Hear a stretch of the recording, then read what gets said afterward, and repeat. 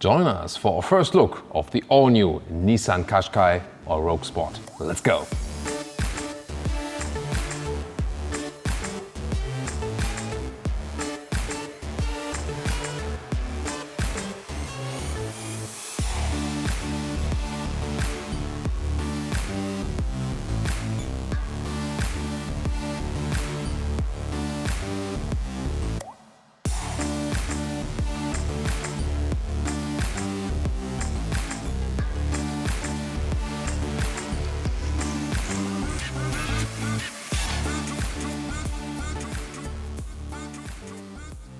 In the front, the all-new generation here looks, on the one hand, sleeker as for the design lines. LED daytime running light, slimmer headlamps, LED is standard.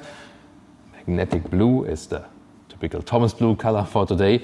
On the other hand, it's also bolder because it is wider and also a little bit longer, so about 3.5 centimeters or 1.5 inches wider and longer than the previous generation. The length, now just a little bit longer, 4 meters 43, 14 foot 5 or 174 inches.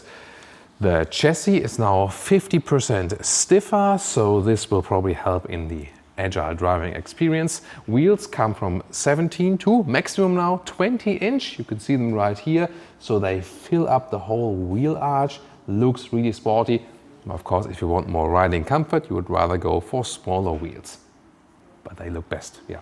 Typical crossover SUV wheel arches, and interesting also with the stamped in structure right here. And once again here, very consistent in the design and also a little bit playful, for example with this stamped Qashqai logo right there in the front. In the rear, a more modern look here with horizontally drawn tail lamps, a new design trend we've seen with almost all new vehicles. And in the lower part here, silver contrast and thank God no fake exhaust tips. What's interesting technology-wise is that with the front-wheel drive models you get a torsion beam rear axle, so it's a less sophisticated rear suspension. And with the all-wheel drive models you get a multi-link rear axle, so this will give you more comfort, more dampening comfort at the rear axle. As for engines, it's all about electrification. By the way, we have a battery charger right here. Don't be irritated because the car is running in the studio with lights and screens and so on all day. So you have two choices. This here today is the pure petrol engine, 1.3 liter 4-cylinder with 140 horsepower, front-wheel drive manual gearbox, or with 158 horsepower. And that is then not only front-wheel drive but also available with automatic gearbox, CVT and all-wheel drive. So that's the one choice, but it's already mild hybrid system for some recuperation. Then there's the new so-called e-power drivetrain. Have a 1.5 liter combustion engine, a 3-cylinder petrol engine, which is just serving as a generator, has no connection to the wheels. And then you have an electric motor, 190 horsepower, that is powering the front wheels. So the combustion engine generates the power for the electric motor. You do not plug it in, but still you drive as it would be an electric vehicle. But of course you still have some noise because the combustion engine is still running as a generator.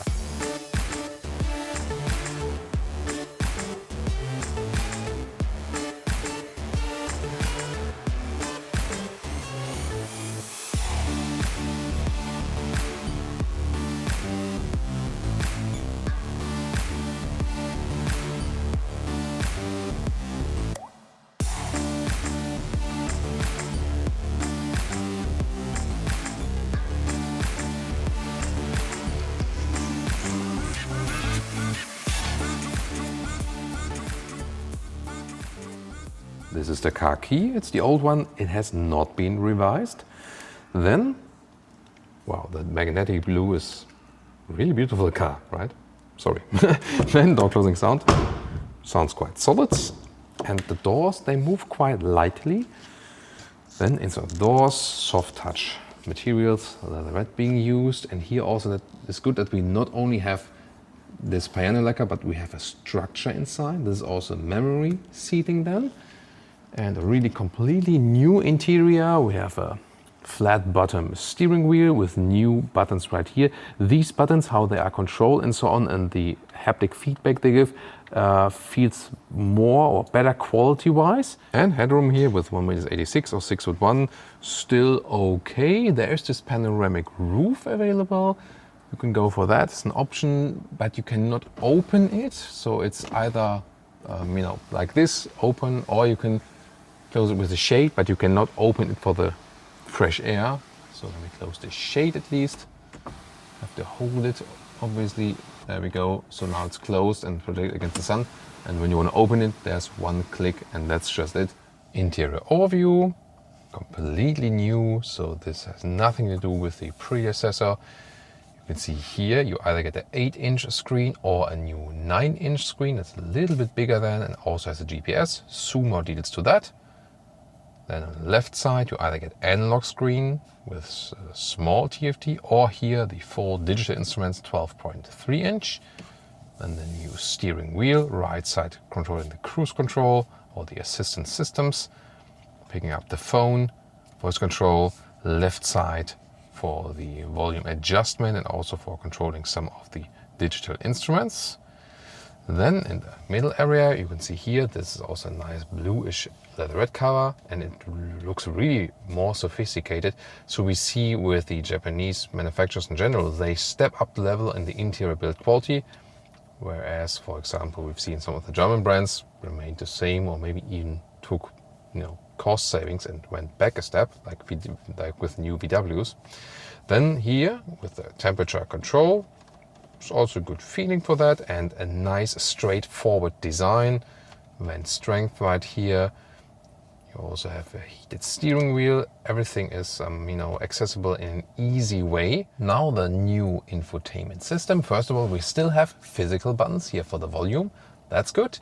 And here also for example, zooming in and out in the map, and also you can navigate by that if you don't want to use the touchscreen, but both is possible. The touchscreen could be a little bit more responsive as for the loading times. However, the menu structure is not too complicated. You have these hotkeys in the lower area. Here the camera with a better resolution. This is a fake drone view from above. That's also new. And then here once again the main menu. Yeah, it could be a little bit faster, definitely, but still better than before. Here in the 9-inch version, you also have a car inbuilt GPS. Once again, sometimes a little bit laggy, but at least it's clear to read. Then the new optional digital instruments, or they also come in the higher trim levels, look quite fancy in this view. However, if you have the map view, this looks a little bit outdated, but it's of course good that you can put the map in your line of sight.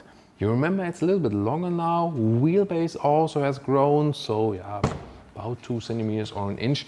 And that also helps us for the rear. First of all, look at that, almost 90 degrees opening for the door, a little bit less, but it's definitely a big improvement, so you can easily get in and out. Also for the child seats and so on. By the way, here, the rear materials, this is soft touch here, this is nice. Also with this blue shade, just the top part then is hard pack, but good materials also here for the door handle. And then a great access once again to the rear. And let's see. So legroom wise, then a slight improvement. However, these are also quite thick seats, but you see with tall adults, as I have the seat set to my position, still some legroom left. And headroom is close, but still works. So yeah, overall a cozy position here, and then a great look through the panoramic roof. It's time to fight with the trunk or the boot. So let's open it. Electric tailgate is an option. Beep, beep, beep. Also now opens in a more sophisticated way than before. 400 liters, now 74 liters more. So that's a big step forward. Here the normal length is about 34 inches or 85 centimeters. And the total length here, when I fold the seats right here, is 65 inches or 164 centimeters. And then the backpack can be put in like this. You can see this could be a little bit close if you have these in place. This is for an even loading still, which is on the one hand quite cool and in most situations really handy, so easier getting things in and out. And now to our conclusion for today with the all-new Nissan Qashqai or Rogue Sport? Well, exterior-wise, really a very consistent design. It has worked before, now I think it works even better. Really striking with these 20-inch wheels. However, yeah, I think if you have this 19-inch compromise, you will still get a good look, but they have a little bit more dampening comfort than from the wheels. Then on the interior, the scheme is a little bit more space, more usability, at the same time a higher build quality. As for the infotainment, I think you can also live with a smaller one and then just use your Apple CarPlay or Android Auto GPS as for that. The new digital instruments are of course also quite fancy, and the head-up display option, which is really projected into the windscreen. Then electrification. As for the engines, that's really interesting, and I'm really looking forward to drive both different drivetrains, especially this new e-Power drivetrain, which is then something, electric car driving feeling, instant torque and so on. At the same time, you have the generator. Advantage is that you are basically good as for the charging infrastructure, because you don't need one. You just go to the normal petrol station. On the other hand, there's still the sound and noise and of course the petrol use, but really interesting bridge technology, and we'll present all of that to you very, very soon. So, what about you? What do you think about this all-new generation? Join us in the comments, and of course join us soon at the driving review. If you watch this episode at a later stage, maybe it's already online, so it's always worth to browse our channels and also check out the video description for more information about our channel and also link to our sub-channels. Thank you so much for tuning in today.